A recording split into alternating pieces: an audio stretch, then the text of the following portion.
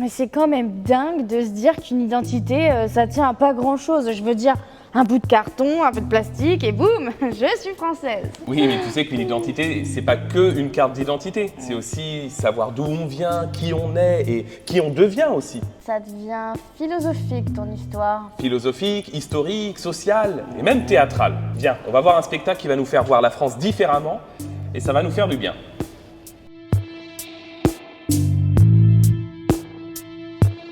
Zola pas comme Émile est un seul en scène, mais un seul en scène habité, animé par le flot de Forbon-Zakimuna, à mi-chemin entre la force de frappe du rap et l'irrésistible précision du récit. Forbon habite littéralement le plateau et va au-delà du seul en scène puisqu'il s'interroge sur une question collective qui traverse les époques de l'histoire de France. Il questionne le processus de naturalisation et ce que cela signifie pour un enfant de faire ce parcours vers la francisation, parfois chaotique, cabossé, drôle et étonnant. Ainsi, il questionne par exemple la francisation des prénoms d'enfants nés de parents étrangers en France.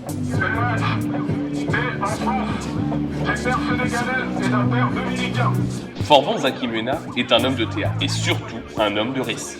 2023, près de la fac de Nanterre, même qu'on poursuit, même qu'on enterre. Pour ses créations, il aime partir de différentes collectes. Collecte d'histoire, collecte de témoignages des uns et des autres. Et de cette matière de vie précieuse, son spectacle en fait le tissu principal. Remplir les mêmes documents, remplir les mêmes dossiers à l'âge de 13 ans, se rendre à la convocation avec les parents au même endroit, dans le même tribunal de grande instance, passer le même entretien oral, puis motiver la démarche devant le même juge. Avec sa langue, tout en précision et en force de frappe, Forbon tisse un récit collectif toujours habité et ancré pleinement dans notre époque. Bref, je suis le souci, le dessin indécis, le détail imprécis, le bétail indocile. Perso principal qui manque à mon récit, endurci, je suis un Français en sursis. Bref, je suis le dessin indécis.